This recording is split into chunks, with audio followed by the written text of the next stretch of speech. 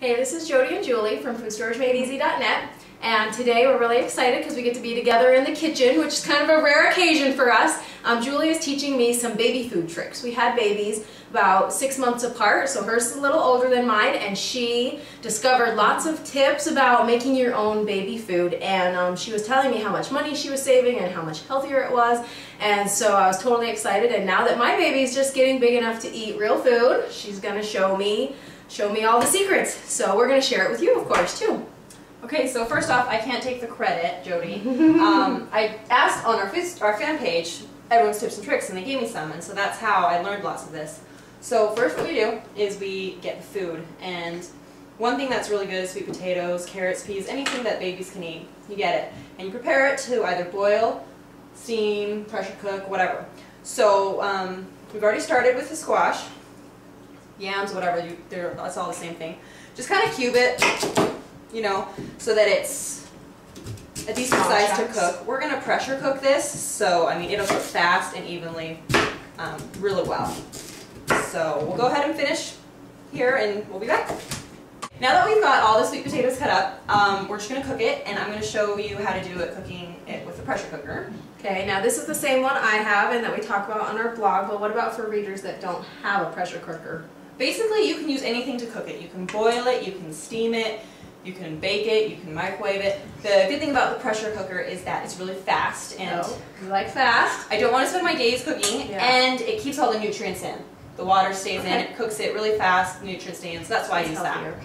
So basically you put in the sweet potatoes. You don't want to fill it much more than halfway. You want to give it some room, and then half a cup to a cup of water. And that's enough water for the whole thing. Yep. Okay. And then you put on the lid. You want to make sure that the pressure's locked. And there's lots of different pressure cookers, lots of different ways of cooking. Follow your manual. But this is just only going to take 6 minutes. I'm going to turn it on. And once it gets to pressure, it'll cook it. 6 minutes. We'll be back. Okay, so while we are waiting for the sweet potatoes to cook, we're just getting some carrots ready, and we'll throw in some peas, because you can actually do mixed baby food. Why not throw them together and go with it? Buy it at the store like that. So we're just cutting up, peeling carrots and stuff, may as well while the other stuff's cooking. Great. Okay, we are back, and we have already pressure cooked, pureed, and packaged up the sweet potatoes, and we did another batch of carrots and peas, and we are going to blend that up and then put that into containers. So basically what we do is we're going to put this into the Vitamix. Now, I don't have one of these at home. I don't know if all of you do, but Julie, what else can we use if we don't have a super blender? Jody likes to tease me about my love for the Vitamix, because if there was some kind of crisis, I would leave with Wonder Meal and Vitamix in hand. But I use it like all the time. I make soups and green smoothies, so I can't justify it. Anyways, you can use any blender though. I mean, you can use, this is probably about good. You can use blenders, Bay mixes, processors. You could probably even mash it by hand. So you don't need a fancy takes longer. Vitamix, but you love it. That's why we're doing it over here, right? Yeah. So let's turn it on, get it started.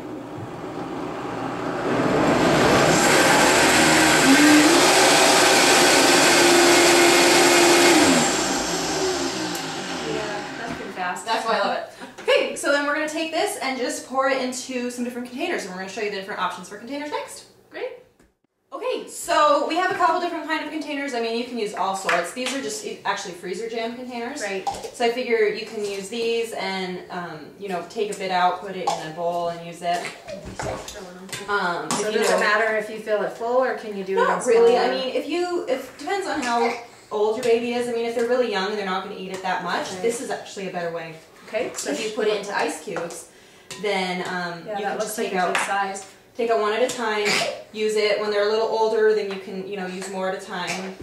It'll stay good in the fridge for a while, for a few days. Okay. So freeze it, and then have stock in your fridge, always ready to go.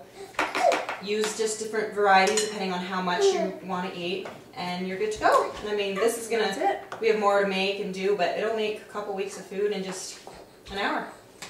So then I'll put that in the fridge with cover it, or just cover it with plastic, and then pop it out and put it in ziplock bags. Yep. Right?